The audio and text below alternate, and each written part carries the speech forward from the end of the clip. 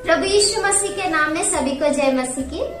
प्रिय भाई और बहनों, आप सभी को पता है हम बाइबल के स्त्रियों के विषय में ध्यान करते हुए आ रहे हैं। तो आज हम बाइबल की स्त्री लिया के विषय में ध्यान करने वाले हैं। उसके लिए मुख्य वचन उत्पत्ति इसका 29 अध्याय 16 वचन में स्पष्ट रीति से लिखा है।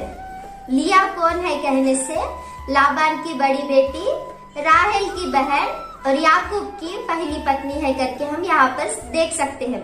इसी प्रकार से लिया का नाम बाइबल में 34 बार लिखा गया है। लिया के नाम का अर्थ क्या है कहने से थकी हुई। सच में प्रियो, लिया के जीवन को अगर हम देखने से वो अपने जीवन में पूरी रीति से थक गई।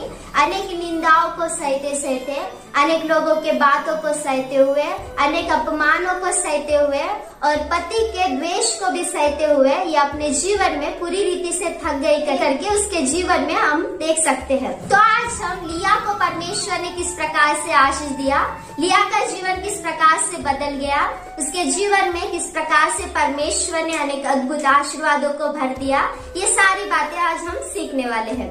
उत्पत्ति इसका 29 अध्याय 17 वचन को अगर हम पढ़ने से वहाँ पर इस प्रकार से लिखा है कि लिया की आंखें धुंधली थी।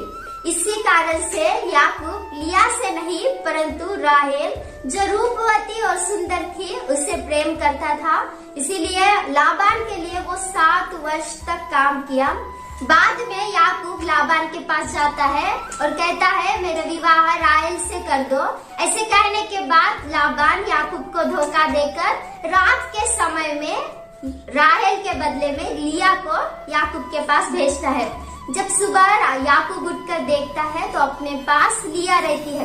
वो जाकर लाबान से कहता है, लाबान तूने मुझे क्यों धोखा दिया। इस प्रकार से कहने के बाद लाबान कहता है, नहीं नहीं, हमारे देश में ऐसी प्रथा है कि बड़ी बेटी रहते हुए छोटी बेटी का विवाह नहीं करते, इसलिए और 7 वर्ष तक तू मेरे लिए काम कर, बाद में मैं राहेल को भी तुझे देकर विवाह कर दूंगा। इस प्रकार से लिया का विवाह याकूब के साथ होता है और लाबान अपनी दासी जिल्फा को लिया को दासी की तरह देता है। तो याकूब लिया से बढ़कर राहेल से ही प्रेम करता है। ऐसे याकूब राहेल से प्रेम करता है और लिया से द्वेष करता है करके हम यहाँ पर देख सकते हैं। तो लिया के जीवन से हम सीखने वाले, लिया के जीवन में परमेश्वर ने किस प्रकार से आशीष दी, इसके बारे में हम कुछ कारणों को देखेंगे। तो सबसे पहला कारण क्या है कहने से उत्पत्ति इसका 29 अध्याय इसके 31वें वचन को अगर हम पढ़ने से वहाँ पर याकूब लिया से द्वेष किया और लिया के द्वेष को परमेश्वर ने देखा करके हम यहाँ पर देख रहे हैं। प्रियो, सुंदरता परमेश्वर ने हमें उसकी महिमा करने के लिए दी है, लेकिन हमारी सुंदरता के कारण हमें दूसरों को द्वेष नहीं करना चाहिए, क्योंकि हमारा परमेश्वर देखने वाला परमेश्वर है। हमारे कष्टों को, हमारे दुखों को, हमारे सुख को, हम किस प्रकार से है, हम क्या कर रहे हैं, ये सभी बातों को परमेश्वर देखता है। अगर हम उदाहरण में देखेंगे निर्गमन इसका 3रा अध्याय 7वें वचन को पढ़ने से वहाँ पर इस प्रकार से लिखा है, इस्राएलियों के दुख को परमेश्वर ने देखा करके हम यहाँ पर देख सकते हैं। उनके दुख को, उनके कष्टों को परमेश्वर ने देखकर खुद परमेश्वर स्वर्ग को छोड़कर इस पृथ्वी पर आए और उन्हें वहाँ से मिस्र देश में अनेक विपत्तियां डालकर मिस्र देश से उन्हें बाहर निकाले करके हम वहाँ पर देख सकते हैं।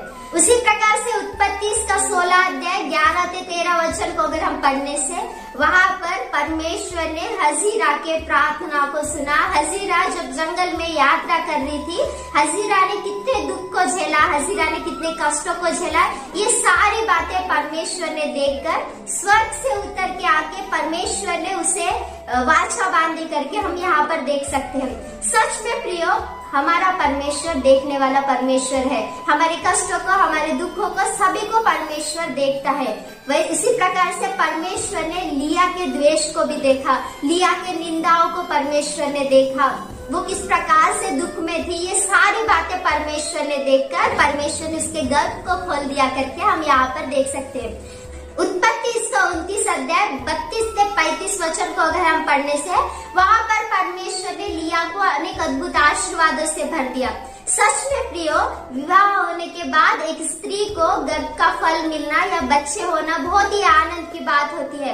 उसने अनेक दुख को झेला, अनेक कष्टों को झेला, परंतु परमेश्वर ने उसे देखकर, उसके द्वेष को परमेश्वर ने देखकर उसे अनेक प्रकार के अद्भुत आशीर्वादों से भर दिया करके हम यहाँ पर देख सकते हैं। सचमुच लिया को देखने वाला परमेश्वर हमें भी देख रहा है। लिया को छुड़ाने वाला परमेश्वर हमें भी छुड़ाएगा, और लिया को जिस प्रकार से परमेश्वर ने आशीष दी, वो आशीष परमेश्वर हमें भी देगा करके ये सबसे पहले पॉइंट में हम सीख सकते हैं। जब परमेश्वर ने इसके गर्भ को खोलकर इसे पहला पुत्र दिया, तब लिया कहती है, परमेश्वर ने मेरे दुख को देखा, अब मेरा पति मुझसे प्रेम करेगा करके उसका नाम रूबेन करके रखा। जब दूसरी बार इसे पुत्र जन्मता है, तब लिया कहती है, मेरे द्वेष को परमेश्वर ने सुना, इसलिए उसके पुत्र का नाम शिमोन करके रखा। और तीसरी बार जब इसे पुत्र जन्मता है, तब ये कहती है, 3 पुत्रों को परमेश्वर ने मुझे दिया है, अब की बार मेरा पति मुझे मिल जाएगा करके उसका नाम लेवी करके रखा। इस प्रकार से लिया याकूब के लिए 3 पुत्रों को जन्म देती है, और वो सोचती है कि अब भी मेरे पति के प्रेम में बदलाव नहीं आया, मेरा पति मुझसे अब भी वैसा प्रेम नहीं कर रहा है करके अपने मन में सोचकर बहुत ही दुखी होती है। फिर बहुत ही मन में दुखी होकर, जो मैं अपने पति के लिए आशा रखती हूँ, जो मैं सोचती हूँ वैसा नहीं हो रहा है करके, परिस्थितियों को याद में रख के बहुत ही दुखी होकर, पति बदलना नहीं लेकिन अभी मैं ही बदल जाऊंगी करके खुद मन फिराती है करके हम दूसरे पॉइंट में देख रहे हैं। लिया ने अपना मन फिराया। अगर आजकल हम कुछ स्त्रियों को देखने से, स्त्रियां क्या कहती है, मैं नहीं मन फिराना चाहिए, मेरे बाजू के लोग मन फिराना चाहिए, वो ऐसे रहना चाहिए, वो वैसे रहना चाहिए करके स्त्रियां सोचती है। लेकिन लिया ने क्या किया, पति नहीं मन फिरा रहा है करके खुद अपना मन फिराई। जैसे लिया ने मन फिराया, बाद में परमेश्वर ने लिया के जीवन में बहुत ही आशीष दिया। एक बार आप अपने मन को फिरा कर देखिए, जिस प्रकार से परमेश्वर ने लिया को आशीष दिया, वो परमेश्वर हमें भी आशीष देगा। हमें दूसरों के बारे में नहीं, दूसरे मन फिराना चाहिए करके ये सोचना नहीं, लेकिन परिस्थितियों को याद में रखते हुए हमें खुद अपने मन को फिराना चाहिए। अगर हम अपने मन को नहीं फिराएंगे तो वैसे ही जैसे लिया का जीवन पहले था, दुख में कष्टों में था, वैसे ही हमारा जीवन भी रहेगा। अगर हम मन फिराएंगे तो लिया के जीवन में परमेश्वर ने अनेक अद्भुत आशीष दिए, वो परमेश्वर हमारे जीवन में भी अनेक अद्भुत आशीष को देगा। इस प्रकार से परमेश्वर ने लिया के गर्भ को खोलकर और चौथी बार एक पुत्र देते हैं। तब लिया कहती है, अब की बार मैं परमेश्वर का धन्यवाद करूंगी करके उस पुत्र का नाम यहूदा करके रखा। जब परिस्थितियां ठीक रहती है, जब सब कुछ ठीक रहता है, तब हम परमेश्वर को देते हैं, वो धन्यवाद रहता है।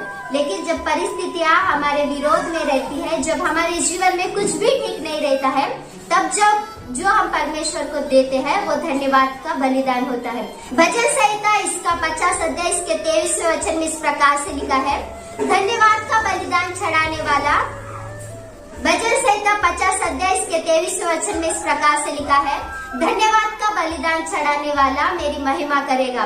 लिया ने भी परमेश्वर को धन्यवाद का बलिदान चढ़ाया करके हम यहाँ पर देख रहे हैं। तो इस तीसरे पॉइंट के द्वारा लिया के जीवन से हम क्या सीख सकते हैं कहने से, एक स्त्री होने के नाते हमारी सुंदरता को लेकर जो परमेश्वर ने हमें दिया है, जो आशीर्वाद परमेश्वर ने हमें दिए हैं, उसके द्वारा हमें परमेश्वर की स्तुति आराधना करनी चाहिए। तो आज आप किसकी स्तुति आराधना कर रहे हो? अगर हम लिया के जीवन को देखेंगे तो उसने अपने सभी आशीर्वादों के द्वारा परमेश्वर की स्तुति आराधना की, परमेश्वर की महिमा की करके हम देख सकते हैं। इस प्रकार से हम लिया के जीवन में देख रहे हैं कि तीसरे पॉइंट में इसने परमेश्वर की स्तुति आराधना की।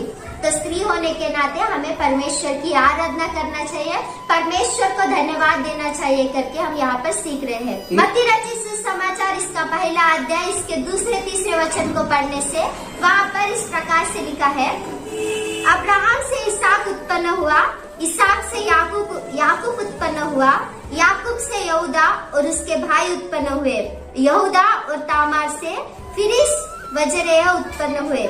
यहाँ पर यहूदा के बारे में लिखा है। यहूदा कौन है? यहूदा कौन है कहने से यहूदा लिया से जन्मा हुआ याकूब के लिए चौथा पुत्र है करके हम यहाँ पर देख सकते हैं। इस प्रकार से परमेश्वर ने लिया के जीवन में अनेक अद्भुत काम किए। सबसे पहली बात को अगर हम देखने, यहूदा के गोत्र का सिंह यीशु मसीह संसार में आने के लिए एक पात्र की तरह लिया को परमेश्वर ने इस्तेमाल किया करके हम यहाँ पर देख सकते हैं। यहूदा का गोत्र भी लिया के गर्भ से इस जन्मे है करके हम यहाँ पर देख सकते हैं। लेवी गोत्र से आए हुए याजक लोग भी लिया के गर्भ से ही आए करके हम देख सकते हैं। लिया की दासी जिल्पा से गाद और आशेर याकूब के लिए जन्मे करके हम देख सकते हैं। उसके बाद अगर हम देखने से लिया फिर गर्भवती होती है और इसाकार जबूलून और दीना को पैदा करती है करके हम यहाँ पर देख सकते हैं। इस प्रकार से लिया के अनेक आशीर्वादों को परमेश्वर ने लिया के जीवन को किस प्रकार से बदला करके हम यहाँ पर सीख रहे हैं। लिया के द्वारा याकूब को 6 पुत्र और 1 पुत्री हुई करके हम यहाँ पर देख सकते हैं। इस प्रकार से अनेक आशीर्वादों के साथ परमेश्वर ने लिया के जीवन को भरा। आप भी देख रहे हैं ना, परमेश्वर ने लिया के जीवन में किस प्रकार से अनेक अद्भुत आशीषों से भर दिया। सबसे पहले तो ये किसी काम में नहीं आने वाली स्त्री थी, किसी को भी काम में, किसी के जीवन को काम में नहीं लाने वाली स्त्री की तरह लिया थी। अगर लास्ट में अनेक लोगों के हाथों से द्वेष की गई और पति के हाथ से भी द्वेष की गई, अनेक अपमानों को सहने वाली, अनेक निंदाओं को सहने वाली ये लिया थी करके हम यहाँ पर देखें। उतना ही नहीं, लेकिन इसके गर्भ में से ही जन्मा हुआ यहूदा और यहूदा गोत्र का सिंह यीशु मसीह संसार में आने के लिए लिया को एक पात्र की तरह इस्तेमाल किया गया करके हम यहाँ पर देखें। यीशु मसीह संसार में आए, हाँ सच में यीशु मसीह संसार में आए। हमारे लिए यीशु मसीह मारे गए, गाड़े गए, तीसरे दिन फिर से जिंदा उठे। उसके ऊपर विश्वास करने वालों को वो उद्धार दे रहा है और उसके ऊपर विश्वास नहीं करने वाले नाश हो जाएंगे।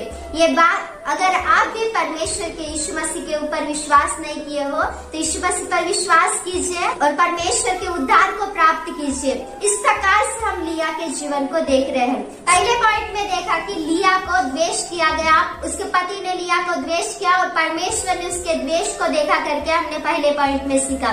दूसरे पॉइंट में हमने क्या सीखा कि लिया ने मन फिराया करके हमने देखा। और तीसरे पॉइंट में एक स्त्री लिया ने परमेश्वर की स्तुति आराधना की, धन्यवाद किया करके हमने देखा। एक स्त्री होने के नाते हमें भी परमेश्वर के आशीर्वादों को प्राप्त करने वाले, परमेश्वर की स्तुति आराधना करने वाले रहने चाहिए। इन बातों को आशीष दे। आमीन। Praise the Lord.